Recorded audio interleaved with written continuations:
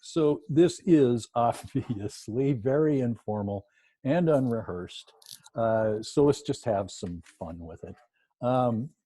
So our first performer of the evening is a songwriter and playwright, Marianne Craitlow, who is also the who's leading in. You're supposed to be at the piano, Marianne. A fourth generation farmer, and my wife. I married the farm, and near Howard Lake, Minnesota. So I'm going to see if I can actually make this happen. Hi, I'm Marianne Craitlow, and I'm going to do a song that has nothing to do with Sustainable Farming Association, but it's a song I learned decades ago that kind of epitomizes beauty and passion and graciousness.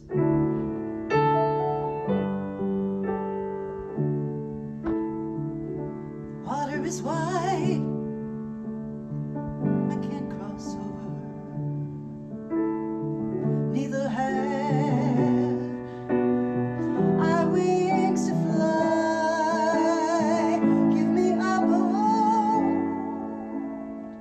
that can carry two, and both shall row, my love and I.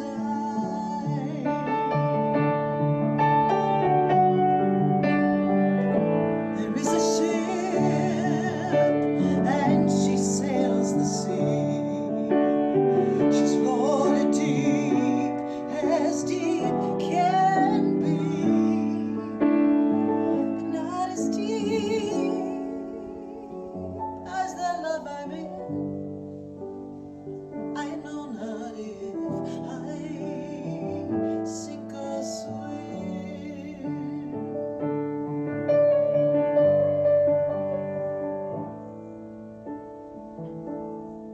I lean my hand up against an oak. I thought it was a trusty tree, but first it bent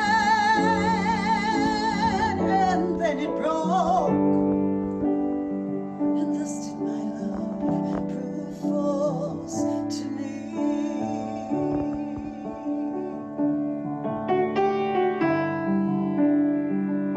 Love is handsome and love is kind, gay as a jewel when first it's new, but love grows old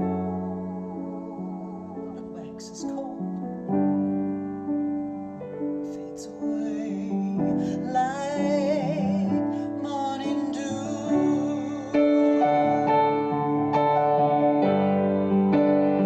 Wally, wally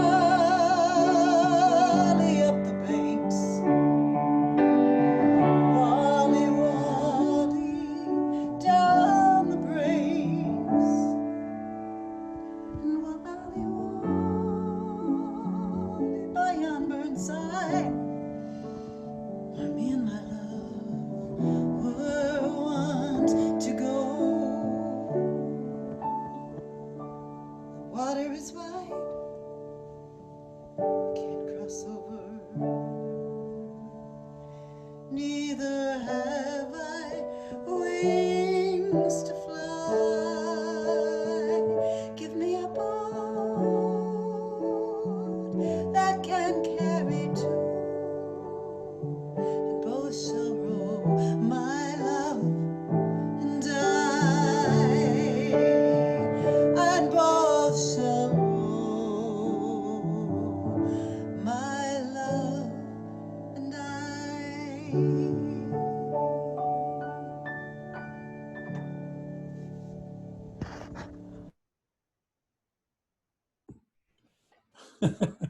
So that was probably kind of interesting how Marianne could play. We got people applauding here.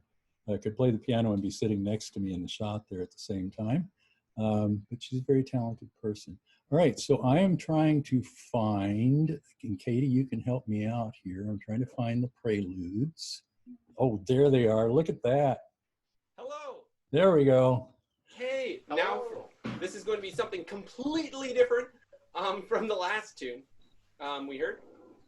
And we're just going to go into it. It's a little. Well, let me introduce you first. Sure. Okay. So, musicians, you just can't control them. The Preludes to a Blizzard is the name of this band, and you may have seen them at events all around the Twin Cities, and they're regulars at Minnesota Garlic Festival.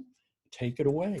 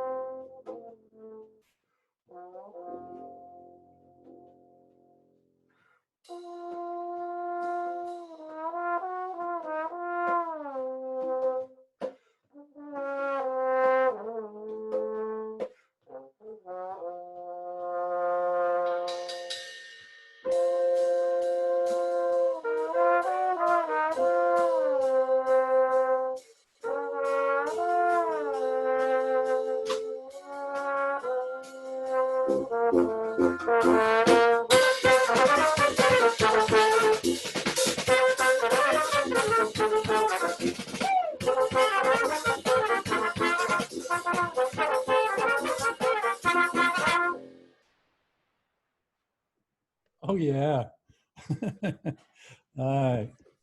Oh, I'm putting in my cat filter for anybody who's after these. I think he's Where going can I order the merch I see in the chat? We don't have merch yet. What? All right. So thank you so much. That was like being gentlemen. at the Garlic Festival.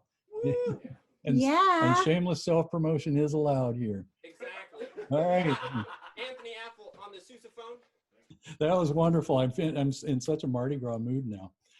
So coming up next, we have Farmer Josh, who is, well, a farmer. He runs East Henderson Farm out near, well, Henderson. And he's also a member of our brand new, as of today, SFA chapter, the Minnesota River Valley chapter.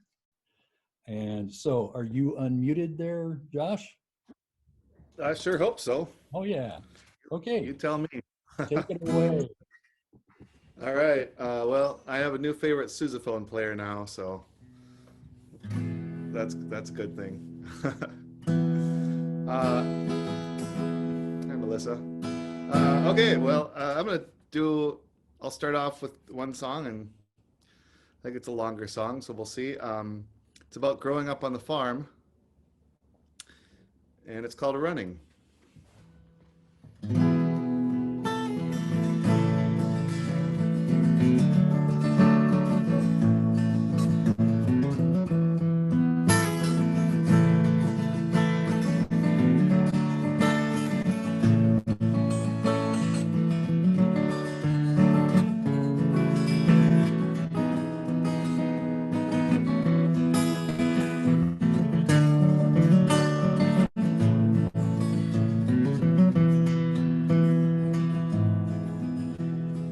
Running through the green grassy fields, digging in the rich prairie soil, not gonna clean up for supper.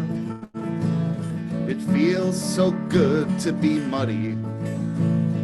Why would the soil ever harm us?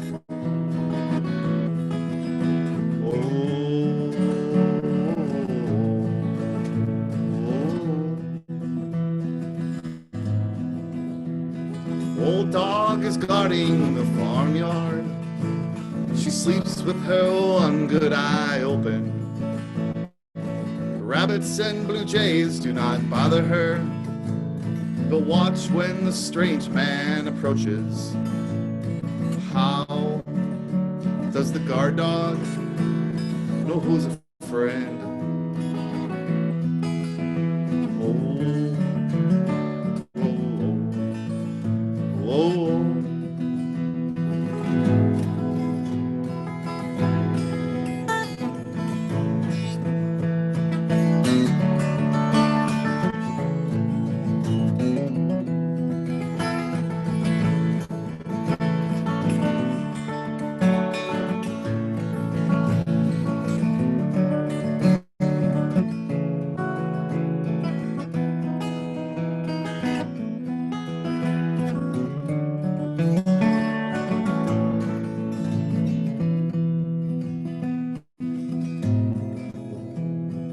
Kids riding bikes down the dusty dirt roads, October colors burning the hillsides, orange pumpkins dotting the doorsteps, and to the west a red sun is falling. Who paints the colors in the autumn?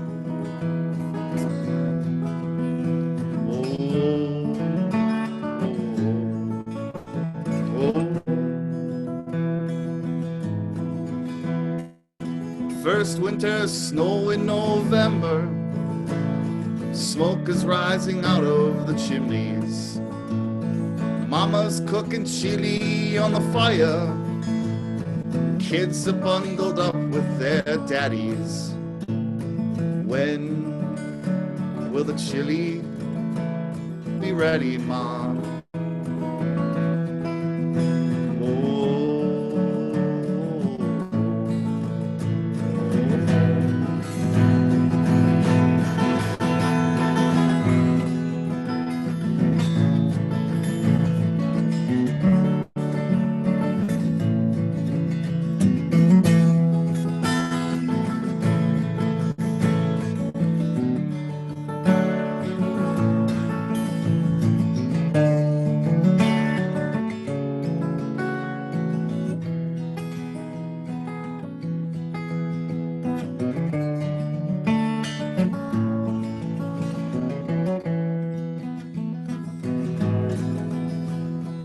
Little brown mouse in the big woods, ice is growing cold on her whiskers, curling up tight in her warm leafy nest, slipping away to unconsciousness.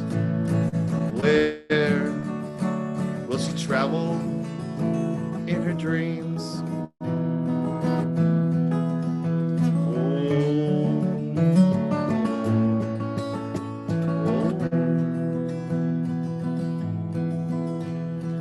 Young man alone on his tractor, cows are grazing behind the red barn. The young man does not ask any questions, because the answers he already knows. What does he think about the city?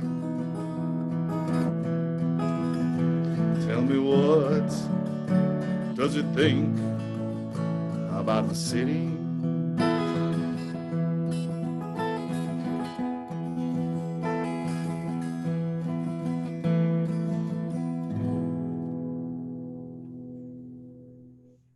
Nice, Josh. Thanks.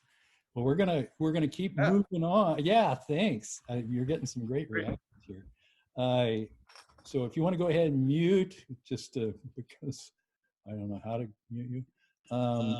All right, so we'll just get on with it.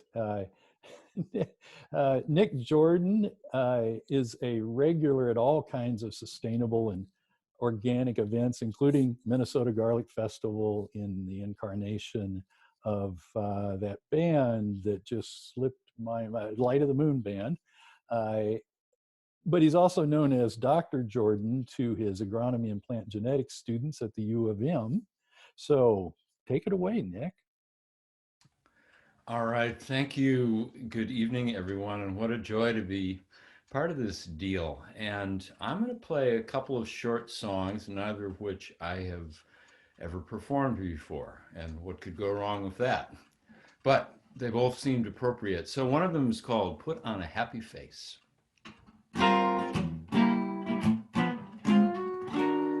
Gray skies are gonna clear up. Put on a happy face. Brush off the clouds and cheer up. Put on a happy face. Take off that gloomy mask of tragedy. It's not your style. You'll look so good that you'll be glad you decided to smile. Pick out a pleasant outlook. Stick out that noble chin. Wipe off that full of doubt look. go on a happy grin and spread your sunshine all over the place and put on a happy face. Ba-do, ba-do, bum-dee-da, dee-doo-da-dee-da-da-da. Ba-dee-da-ba-ba-doo-doo-da-da-da, dee-dee-dee-dee-dee-dee.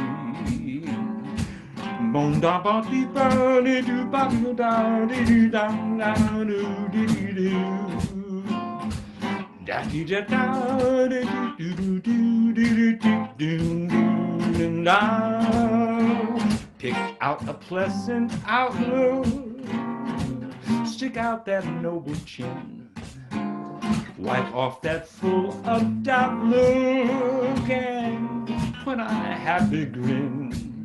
Spread sunshine all over the place. Just put on a happy face.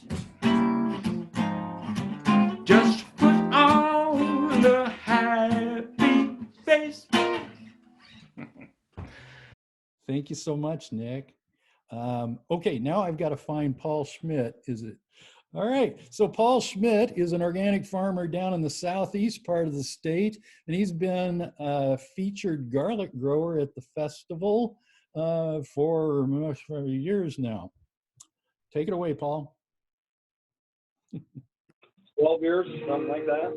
So sorry I missed the sound check, but it's a little song called Hard Sun, done by Eddie Vedder. It's one of those songs that I sang it for a few years and had no idea what the words meant. Then one day I actually listened to the words, and they seem to reflect my relationship with Mother Nature. So now the song really means something to me. So anyway, here's Hard Sun.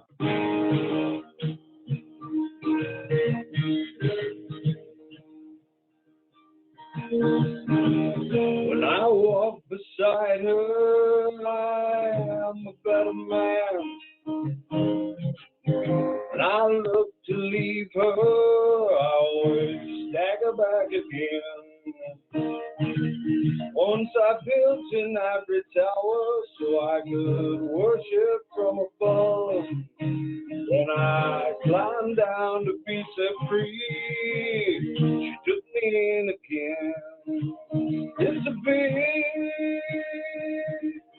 big hot sun beating on the big people in the big hot world.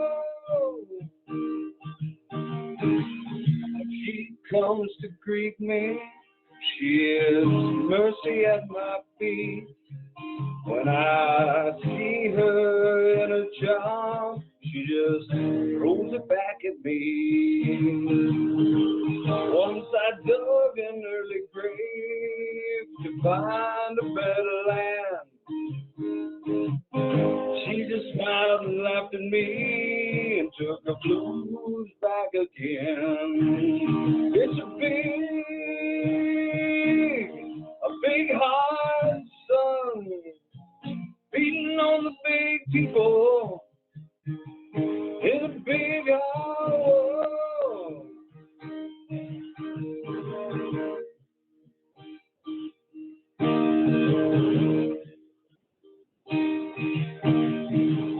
When I go to cross that river, she is comfort by my side. When I try to understand, she just opens up her hand. Oh, oh,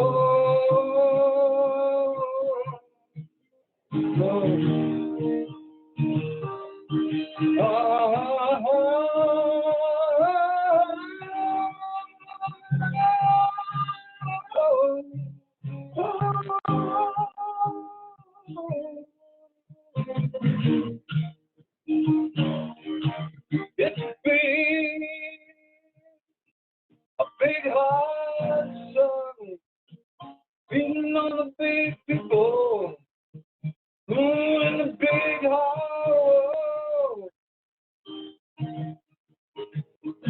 Once I stood to lose her when I saw what I had done. I've down and threw away the hours of a garden and her son.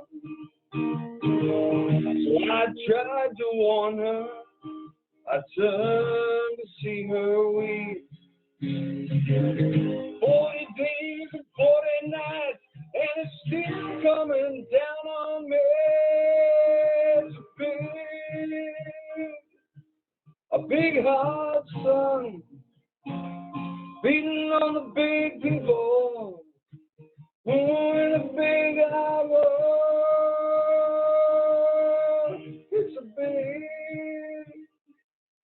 a big hard sun, beating on the big people, in a big hour. Oh, yeah. Thanks, Paul. That was great. Well, now we have got a lot of clapping going on there. We have now a couple of open mic performers, and I'm trying to arrange for a surprise guest at the end. So without giving it away, Audrey, answer my note there. So our next performer is going to do something completely different.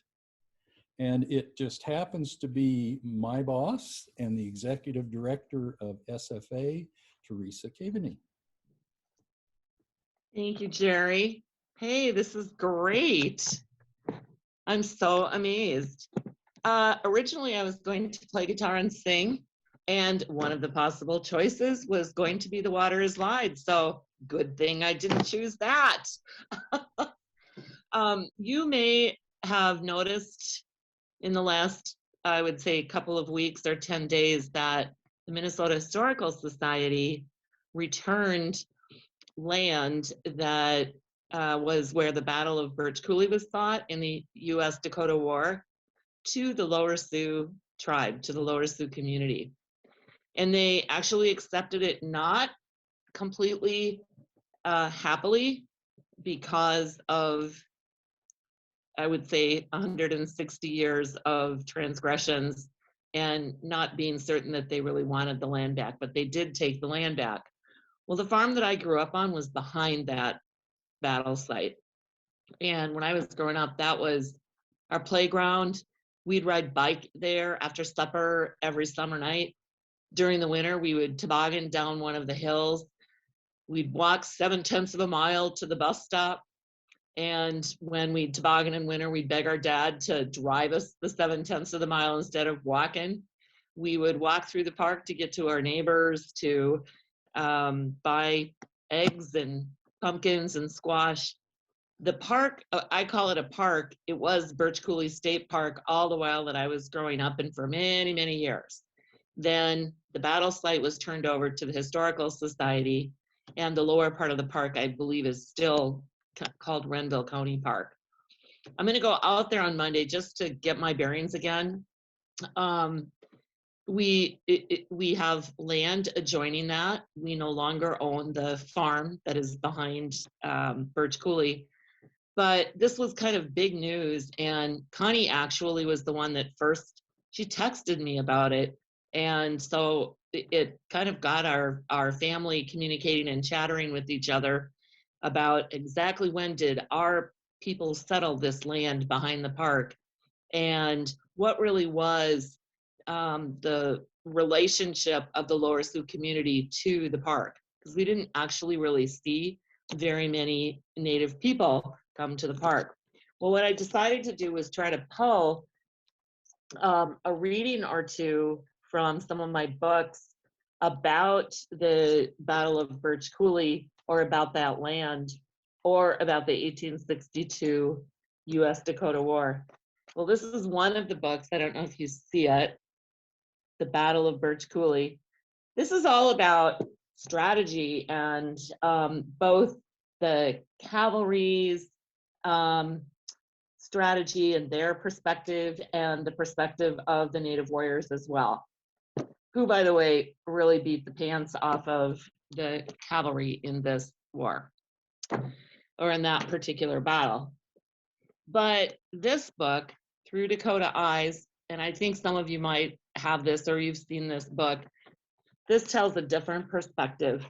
And I'm going to just read a little accounting by a woman called Blue Sky Woman. She was the daughter of Waikian Haida, or Going Higher. She was born in 1845 at the Metawankan village near Oak Grove, and then she married the half-brother of Little Crow, and she moved out to Morton to the Lower Sioux Agency, which even at the time was a reservation. They had 9 kids. This is her accounting of the war. I was 17 and had 2 children at the time of the war. My brother and my husband worked at the agency. On that fateful morning in August 1862, Little Crow had gone hunting to get some fresh meat for breakfast. I went to the cornfield to chase the crows away from the corn and heard voices, and I climbed up on the protection that had been built to protect the barn. Men were coming from the direction of Redwood. I heard one of them say, "If we do this, we will not have to worry for at least 2 years." I jumped down from the protection so that I would not be seen, and a little later I heard shooting. Frightened, I ran to the house. Little Crow had just come back from hunting, and he had catfish and ducks. When I told him of the shooting, he did not say a word. I was worried about my husband and brother, so I ran to the agency. 2 men were coming from the agency, supporting my brother between them. I was told they'd been eating breakfast when Tawasota suddenly appeared in the room and shot the storekeeper. My brother, who was sitting next to the storekeeper, became covered with blood and fainted. I continued to the agency and ran through the rooms. The place had been ransacked. It was horrible. Someone spoke to me. I turned my head and saw a white man hiding. He said, "Don't speak to me." Tawasota appeared in the door and shot at him, and he escaped through the window. I could not find my husband. When I saw him again, he told me he had escorted 2 white women to a ravine and told them to follow it, traveling by night only to New Ulm. One of them offered him her wedding ring, and he answered, "No, I don't want your ring. Just look at my face, and if anything happens, remember it." Like a destructive storm, the war struck subtly and spread rapidly. Everything was confusion. It was difficult to know who was friend and who was foe. Little Crow divided some white women and children who found it difficult to escape among his friends to protect them from the renegades. The Indians raided farms to get food for the refugees.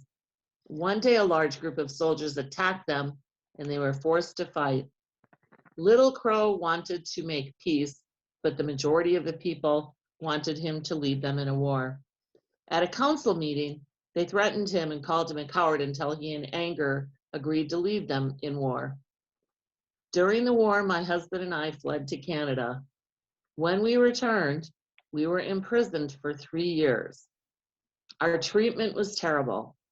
All the food was mixed in one big pot, and it wasn't fit to eat. 3 of my brothers died of smallpox while in prison. And the striking thing about Esther Wakeman's reminiscence, she became Esther Wakeman, is that she was considered someone who was opposed to the U.S. Dakota War, and like almost everyone ended up in prison. Didn't matter what side she was on. And I would say this entire book is full of conflicting stories like this. We aren't really at this annual conference observing our history, even though I think our history every day has a bearing on the farming that we do. But I think we really need to constantly remember that this land was occupied by others before us, and we came to live here in part in violence. And that is my presentation. Wow, thanks. That was moving. So we have one more open mic performer. A lot of applause going on there, Theresa. And I'm trying to find, there we are. So bringing up Neal Dimick. Neal is a St. Paul musician, and he's been running the open mic at the Ginkgo Coffee House for a couple of decades. Hi, I'm Neal Dimick. And he's going to tell you all about it. First found out about the sustainable agriculture, the Sustainable Farming Association, when I went to the second Garlic Fest. And we've been going every year since. And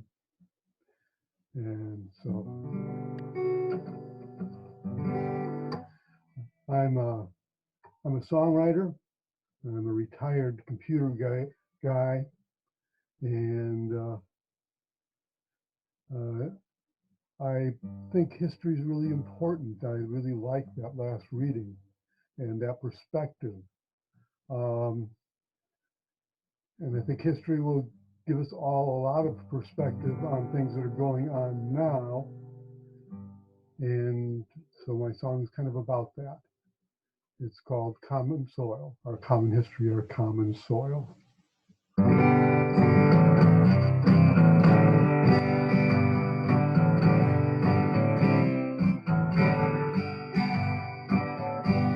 not make this fight alone. The spirits of do not make this fight alone.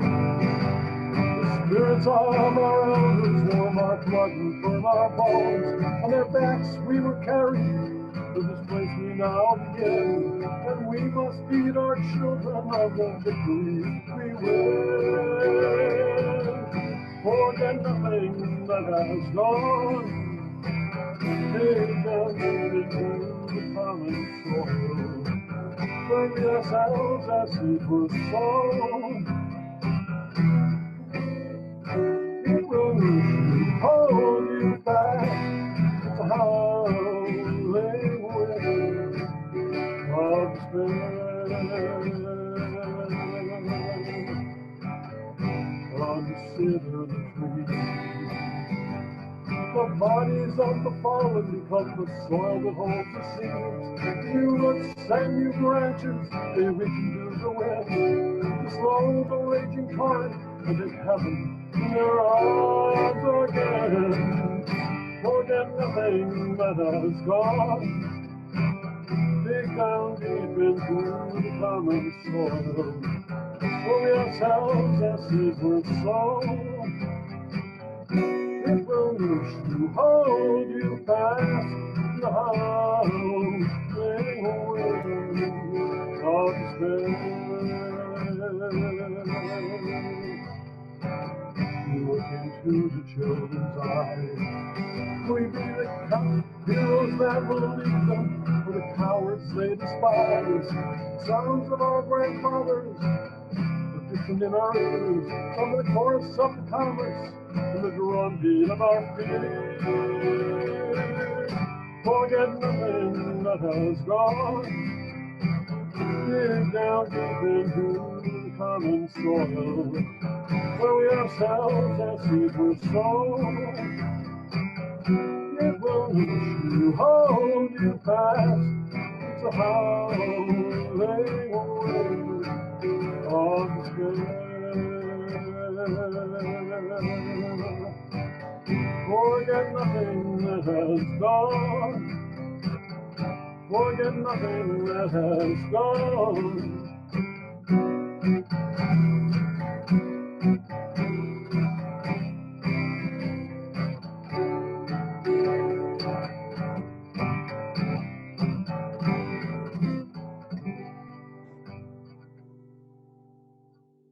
What a nice segue to Thank you. Theresa's piece. Yeah, thanks, Neal.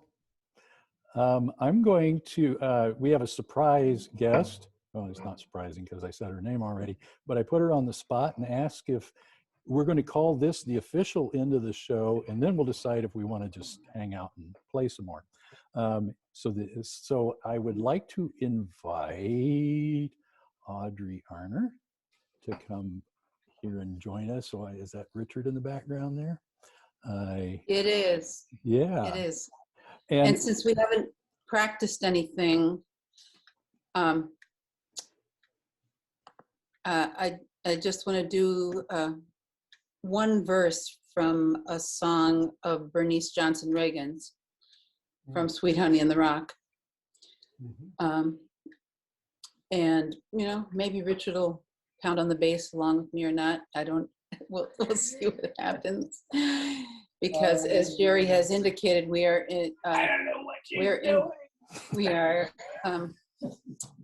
we are building this road as we travel upon it. And this is an adaptation of the real words to we who believe in freedom cannot rest. That beckons our attention to the development of those who will come after us.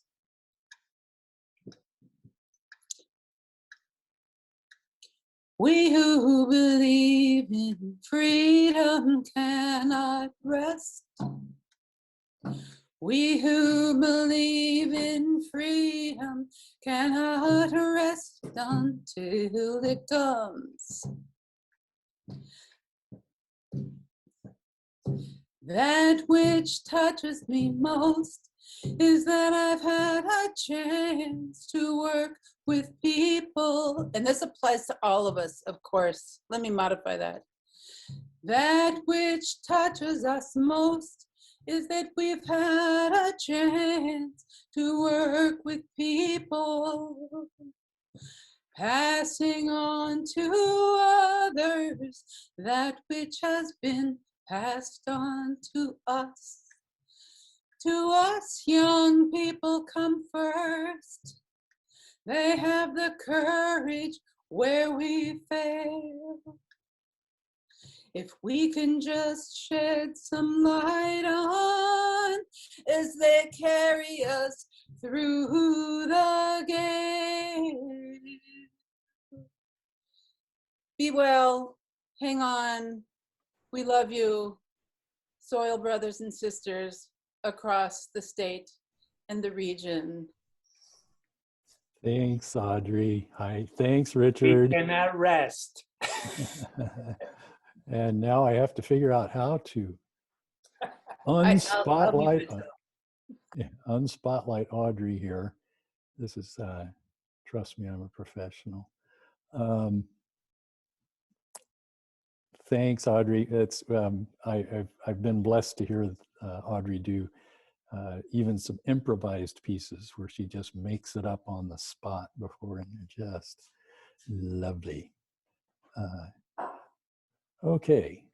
All right, so we've still got 34 people who obviously have nothing better to do. And so if we want to, we could go back and bring somebody back in. Who was the second performer? The Preludes. Preludes, you got a short thing? Are you still with us? Hey. Yeah. Yay. Can you do us something, in a couple of minutes here? Sure.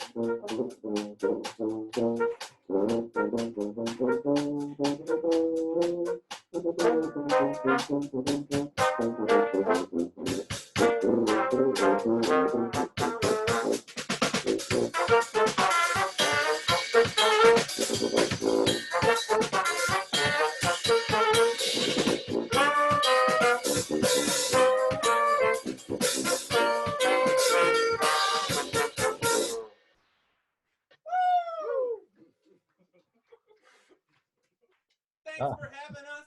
Thank you. That lifted my spirits. Oh, name the band for us, please. Yes, we're the Preludes to a Blizzard. We've got Anthony Apple on the sousaphone. We've got guest Adam Azarel on the drum set.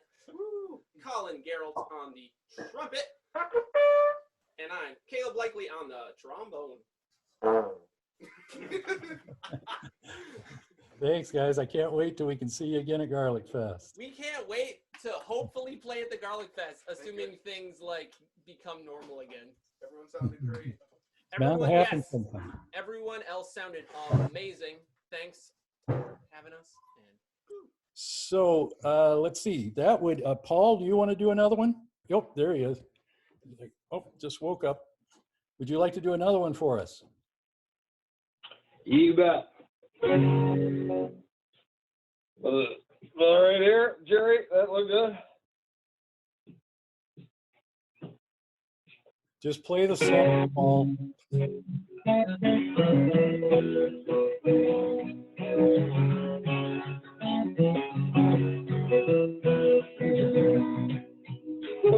in the morning when the sun does rise, laying in the bed with bloodshot eyes. Late in the evening when the sun sinks low, well, that's about the time my rooster crows. I got women up and down this creek to keep me going, keep my engine clean. Run me ragged, but I don't fret. Ain't been one to slow me down there, yeah. Get me drinking that moonshine, get me higher than the grocery bill. Take my troubles to the high wall, throw them in the river and get your fill. We've been sniffing that cocaine, ain't nothing better when the wind gets cold. Lord, it's a hot little bit, but a damn good feeling to run these roads.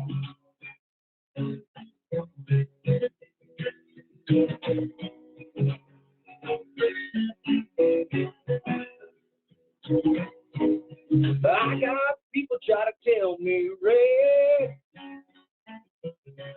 you keep this living and you wind up dead. Cast your troubles on the Lord, Lord. Wind up dying on a cold hard floor. I got buddies up in White House Road. They keep me strutting when my feet hang low. Rock up whiskey gonna ease my pain. And all this running's gonna keep me sane. Get me higher than the moonshine. Get me higher than the grocery bill. Take my troubles to the high wall. Throw them in the river and get your fill. We've been sniffing that cocaine. Ain't nothing better when the wind comes cold. Lord, it's a mighty hard live, but a damn good feeling to run these roads.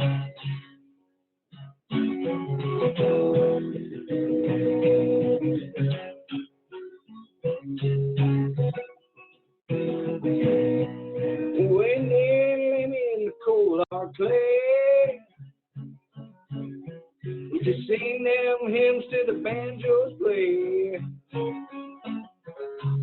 You can tell them ladies that they ought not frown. There ain't been nothing ever held me down. The lawman went on a shallow grave, same old blues, just another day. Get me drinking that moonshine, get me higher than the grocery bill.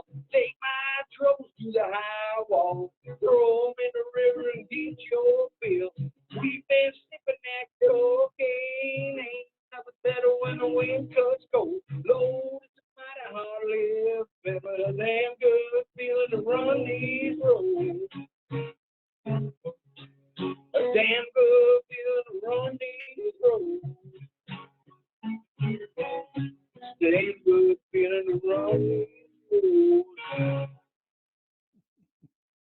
Thanks, Paul. All right, so I'm going to do the second end of the evening, which may not be the end of the evening.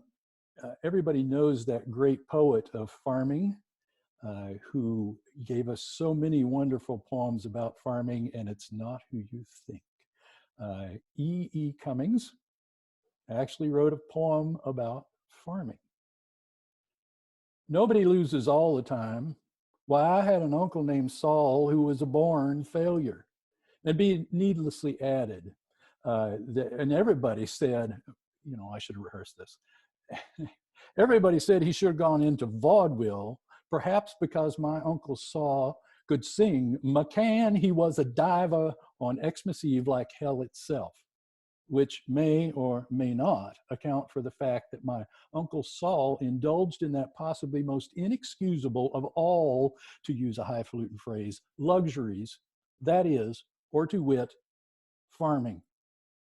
And be it needlessly added that my Uncle Saul's farm failed because the chickens ate the vegetables. So my Uncle Saul had a chicken farm. Then the skunks killed the chickens. So my Uncle Saul had a skunk farm. Then the skunks all caught cold and died. So my Uncle Saul imitated the skunks in a subtle manner by drowning himself in the water tank. But someone who'd given my Uncle Saul a Victor Victrola and records while he was alive presented to him upon the auspicious occasion of his decease a wondrous, not to mention splendiferous funeral with tall boys and black gloves and everything. And I remember we all cried like the Missouri when my Uncle Saul's coffin lurched because somebody pressed a button and down went my Uncle Saul and started a worm farm. All right. I know people don't think of E. Cummings as a farm poet, but there we have it. So Richard liked it. So let's see. Theresa, if we're going to continue, how do you stop something like this? No, Richard says no. I always do everything Richard tells me. Well, you can just hit leave and end the meeting when you're the host, Jerry. I can do that. Control. Well, I'm seeing some support for that action right now. What is it? Have we turned off the ability for all of you to leave? You're stuck here. Loved it all, gang. Good night, all. We're getting a bunch of comments like that. All right, so tomorrow morning we have more goings on. Tomorrow would have been the normal day that we would have been at St. Ben's to do this conference. And we have opening up in the morning with Tom Peterson. Then we have one from Alan Giebert to how to do side hustles when you're farming, and ending up at the end of the day with that Attorney General of ours whose name just went right out of my head. Keith Ellison. Thank you, Keith Ellison. Everybody together now. All right, so we will. Sorry, I just wondered, Paul Schmidt looks like he wants to get our attention. Is he holding up? It's never too late to give up our prejudiced Henry David Thoreau. A good way to go out with it. All right, so good night, everybody.